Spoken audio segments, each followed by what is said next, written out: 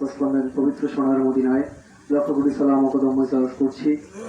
আমার আকা, আমার সাহেব, আমার এহকাল পরকালের একমাত্র দরদি বান্ধব, জামানার গাউসুল আজম, জামানার মুরাদ ফকির, বিশ্বের অলিকুল সম্রাট, বিশ্ব জাকের মঞ্জিলের প্রতিষ্ঠাতা, জাকের পার্টির প্রতিষ্ঠাতা, বিশ্ব অলি আল্লামা খাজা ফরিদ কুদ্দুসুল আজিজ সাহেবের পবিত্র পবিত্র পাক কদম মোবারকে লক্ষ কোটি সালাম ও কদম মোতায়েন করছি। খাজা পরিবারের সকল সদস্যদের পবিত্র পবিত্র পাক কদম মোবারকে। আসলে আমাদের কিছু জাকের ভাইরা নদীতে গিয়েছে, এখনো আসে নাই, আসতে সম্ভবত তাদের 5-7 মিনিট সময় লাগবে। যারা আমাদের এখানে অত্যন্ত কাছের এবং খুব ভালো জাকের, তারা নদীতে গিয়েছে, তো তারা আসার পরে আমরা চাই মজারটা হোক নাকি। অনেক জাকের ভাই নদীতে গিয়েছে জাল তোলার জন্য। এই ফাঁকে আমি 2টা কথা বলবো মাত্র। একটা হচ্ছে ইসলাম কয় প্রকার, নামাজ কয় প্রকার। আমি একটু ব্যতিক্রম, ওয়াস্তব জীবনে অনেক শুনছেন, আমি 2টা প্রশ্ন করব বা উত্তর দিব। নামাজ কয় প্রকার ও ইসলাম কয় প্রকার। ইসলামটা দিয়ে শুরু করি। ইসলাম হচ্ছে 2 প্রকার। এই যে মহরম মাসে কারবালার ময়দানে 10ই মহরম ইসলাম 2টি ভাগে বিভক্ত হয়েছিল। একটি রাসূল পাক সাল্লাল্লাহু আলাইহি ওয়াসাল্লামের হোসাইন ইসলাম, আরেকটি হচ্ছে রাসূল পাক সাল্লাল্লাহু আলাইহি ওয়াসাল্লামের বিরুদ্ধে অবস্থান করে যারা 10ই মহরম রাসূল পাক সাল্লাল্লাহু আলাইহি ওয়াসাল্লামের 2 দৌহিত্রকে কারবালার ময়দানে নৃশংসভাবে হত্যা করা ছিল, সেই ইয়াজিদ ইসলাম। ইসলাম হচ্ছে 2 প্রকার। যেই রাসূল পাক সাল্লাল্লাহু আলাইহি ওয়াসাল্লামের দৌহিত্র অর্থাৎ নাতি ইমাম হাসান এবং ইমাম হোসেন রাদিয়াল্লাহু আনহুকে আল্লাহ তাআলা এমনি ভাবে ভালোবাসতো, তার একটি উদাহরণ আমি দেই। একদিন রাসূল পাক সাল্লাল্লাহু আলাইহি ওয়াসাল্লাম, মাওলানা সাহেব কথা বলে গিয়েছে, তারপর আমি আরেকটু একটু বলি। রাসূল পাক সাল্লাল্লাহু আলাইহি ওয়াসাল্লাম একদিন নামাজ পড়তে গেলেন। নামাজ পড়তে গিয়ে যখন তিনি রুকুতে গেলেন, তখন ইমাম হোসেন রাদিয়াল্লাহু আনহু এসে তার পিঠের উপরে চড়ল। তিনি রুকুতে গিয়ে আমরা বলি না আসসালাম, আমরা কি বলি রুকুতে গিয়ে? সুবহান রাব্বিল আলা। কয়বার বলি? 3 বার 5 বার সর্বোচ্চ। বিভিন্ন হাদিস শরীফে আসছে রাসূল পাক সাল্লাল্লাহু আলাইহি ওয়াসাল্লাম 35, 45, 33 বার সুবহান রাব্বিল আলা বলার পরেও ইমাম হোসেন রাদিয়াল্লাহু আনহু রাসূল পাক সাল্লাল্লাহু আলাইহি ওয়াসাল্লামের পিঠের উপরে অবস্থান করছেন। এরপরেও রাসূল পাক সাল্লাল্লাহু আলাইহি ওয়াসাল্লাম সেই রুকু থেকে উঠে নাই। এরপর আল্লাহর তরফ থেকে ওহী নাযিল হলো জিবরাইল ইসলামের মাধ্যমে, যে জিবরাইল তুমি কি আমার বন্ধুকে বলো যতক্ষণ পর্যন্ত ইমাম হোসাইন তার পিঠের উপরে থাকবে, রাসূল ততক্ষণ পর্যন্ত সিজদা অবস্থায় থাকবে। সুবহানাল্লাহ। তাহলে রাসূলের চেয়ে আল্লাহ ইমাম হোসাইনকে বেশি ভালোবাসেন কিনা? কি কারণে? তার নাতি সেই জন্য। তো সেই তার নাতিকে যারা কারবালার ময়দানে নৃশংসভাবে হত্যা করেছিল এই মুহররম মাসে, গত শুক্রবার সেই মুহররম মাসের 10 মুহররম গিয়েছে, যেই দিন ইসলাম 2টি ভাগে বিভক্ত হয়েছিল, সেই কারবালার ময়দানে আজ থেকে 1500 বছর পূর্বে। সেই 1500 বছর পরের ইতিহাস, সেই 1500 বছরের মধ্যে বিশ্বের বিভিন্ন ওলামায়ে কেরামরা আসছেন, জন্মগ্রহণ করেছেন, ওয়াজ মাহফিল করেছেন, কিন্তু ইমাম হোসেন রাদিয়াল্লাহু আনহু হত্যার বিচারের জন্য, ইমাম হাসানের হত্যার বিচারের জন্য কোন ওলামায়ে কেরাম, কোন পীর সাহেব, কোন মাওলানা, কোন মুফতি, কোন কারি, কোন বুজুর্গ এখন পর্যন্ত একদিনের জন্য ইমাম হোসেনের হত্যার বিচারের জন্য আওয়াজ তোলেন নাই। কারণ যারা ইমাম হোসেনকে কারবালার ময়দানে হত্যা করেছিল তারা মুসলমান ছিল। সেই আসরের পূর্বে ইমাম হোসেনকে হত্যা করে তারা সেখানে আসরের আযান দিয়ে জামাতে নামাজ আদায় করেছিল, তারাও তো মুসলমান। ইমাম হোসেন তো মুসলমান ছিল। ইমাম হোসেনের দাড়ি ছিল, পাগড়ি ছিল, টুপি ছিল।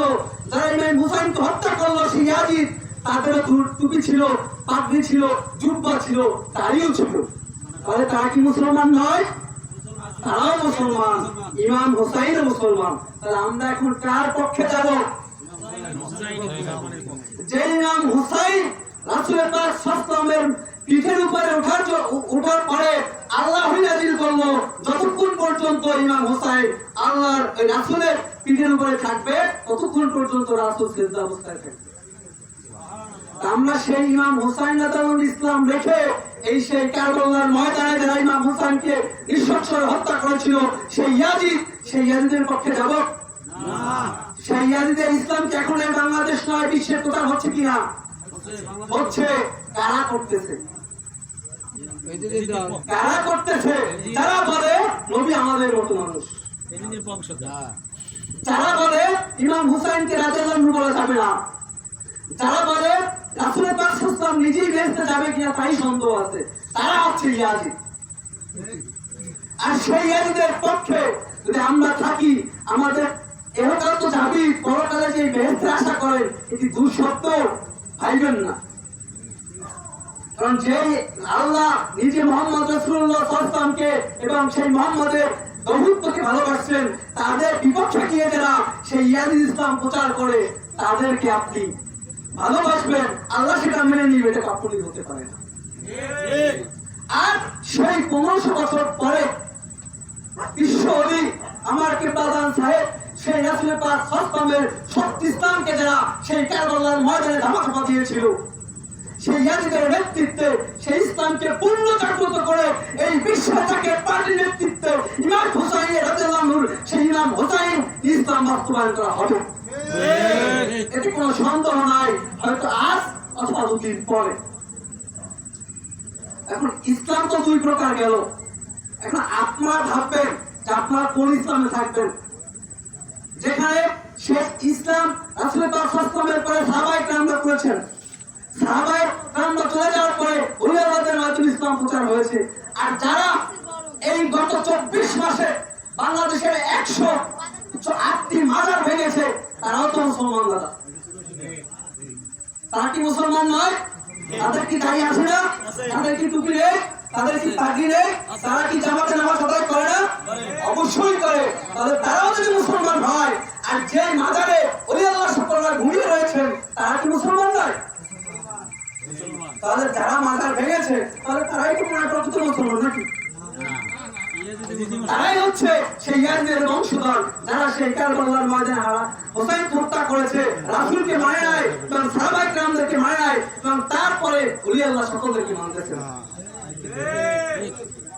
এখন আপনারা বিচার বিশ্লেষণ করবেন, আপনারা কোন ইসলামের পক্ষে থাকবেন, ওলি আল্লাহদের পক্ষে থাকবেন না সেই ইয়াজিদের পক্ষে থাকবেন?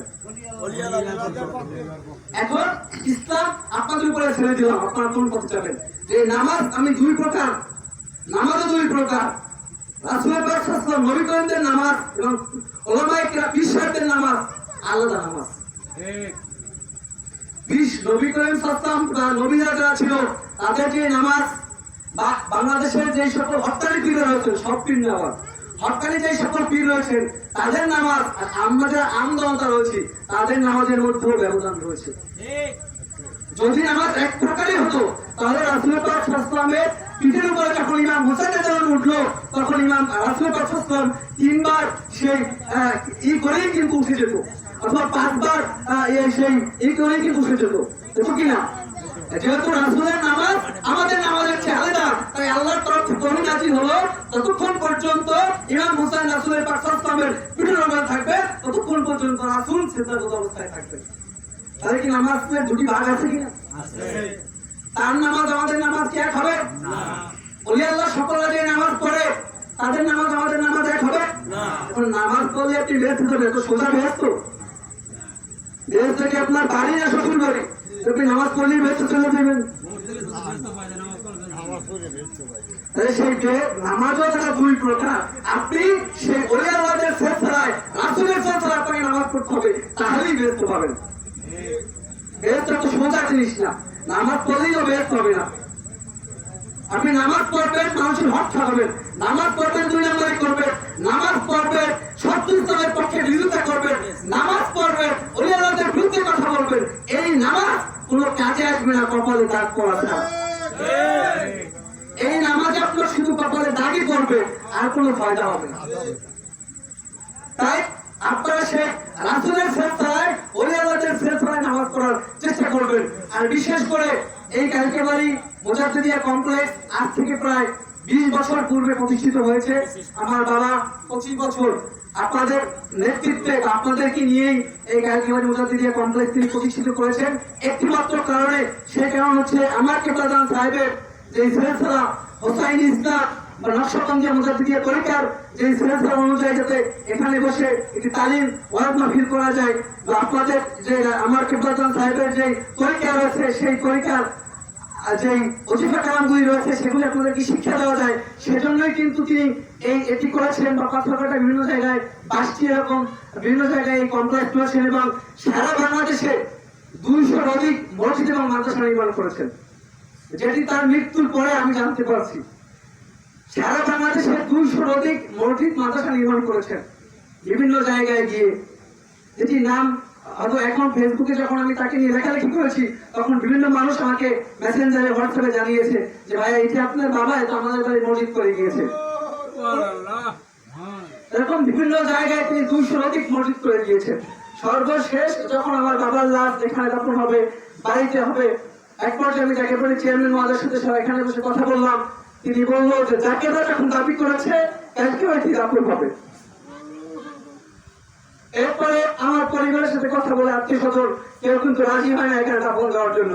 যখন চেয়ারম্যান মহোদয় বললো আমি সকলের কথা বাদ দিয়ে তার কথা মতো এখানে আবার সে আমাদের রানীপুর থেকে তার লাঠিটা নিয়ে এসে আপনাদের দাবি রাখার জন্য বা যাকে বলি চেয়ারম্যান মহোদয়ের নির্দেশ রাখার জন্য এখানে দাফন দিয়েছি।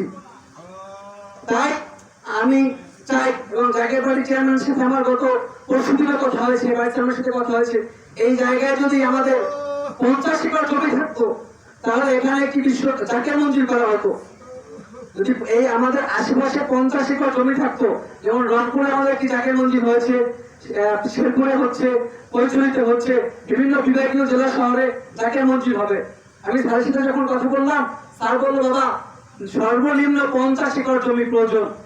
এরপর আমি ভিডিও কলে দেখালাম এই রাস্তা, স্যার বলছে এখানে তো 5 একর জমিও হবে না, বাজার এখানে তো সম্ভব না। যদি 50 একর জমি এখান থেকে আমরা ম্যানেজ করতে পারতাম, হয়তো আগামী 2 মাসের মধ্যেই এখানে জাকের মঞ্জিলের একটি সাইনবোর্ড হতো জাকের বাড়ির চেয়ারম্যান মহোদয়ের নির্দেশে। আমরা সেই জমি সংগ্রহ করতে না পারার কারণে কিন্তু সেখান থেকে বঞ্চিত হয়েছি। এই জায়গাটা হয়তো অন্য কোথাও হবে। এবং আমার নিজ ইউনিয়নে সেখানে একটি দলিল পেয়েছি যেখানে প্রায় 20 তলা সম্পত্তি তিনি 1995 সালে কেবলাতুল সাহেবের নির্দেশে দলিল করে গিয়েছেন। সেটি আমরা 2-1 মাসের মধ্যে স্যারের সাথে কথা বলে আমাদের দখলে নিয়ে সেখানে মসজিদ এবং মাদ্রাসা করব। এবং আমাদের এলাকায় আরো জমি রয়েছে, পাথরঘাটা জমি রয়েছে, আমাদের জব্বার ভাই আসছেন, তিনিও জমি দিয়েছেন। সে বিষয়ে চেয়ারম্যানের সাথে আমি কথা বলেছি, আগামী 2 মাসের মধ্যে সেখানেও আমরা সেই জমি দলিল করব এবং সেখানে মসজিদ করার জন্য চেয়ারম্যান মহোদয় ইতিমধ্যে আমাকে বলে দিয়েছেন। তো সে যে কর্মকাণ্ডগুলি করেছে আমি চাই যে আপনাদের মাধ্যমে সকল জায়গায় সেই কর্মকাণ্ডগুলি আপনারা পরিচালনা করবেন।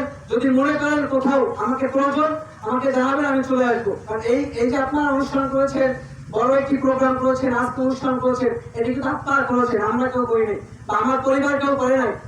আপনারা যে তাকে ভালোবাসছেন সেই ভালোবাসার কারণেই কিন্তু সেই বড় একটি অনুষ্ঠান করেছেন। এখানে আজকে এবার 41টা প্রোগ্রাম করছেন, এখানে কিন্তু আমার পরিবারের পক্ষ থেকে আমরা সেরকম শরীক হতে পারিনি। আমরা শুধু উপস্থিত হয়েছি এবং এই শরীক হয়েছি তবে পেয়ে যাবো। আর বাকি অ্যারেঞ্জমেন্ট কিন্তু সব আপনারাই করেছেন, টাকা পয়সা অর্থ বুদ্ধি শ্রম সবকিছু আপনাদের ছিল। আমি চাই কিয়ামত পর্যন্ত এই কালকেবারে মুজাদ্দিদিয়া কমপ্লেক্স জারি ও কায়েম থাকবে। যদি জাকের বাড়ি থাকে এবং আমি জাকের বাড়িতে থাকি তাহলে এটি কিয়ামত পর্যন্ত থাকবে। এবং প্রতি মাসেই এখানে আমার বাবা যেরকম করে গিয়েছেন এবং প্রতি মাসেই সেরকম মাসিক জলসা বাৎসরিক জলসা আপনাদের নেতৃত্বে হবে। আপনারা করবেন, আপনারা পরিচালনা করবেন, আপনারা নেতৃত্ব দিবেন।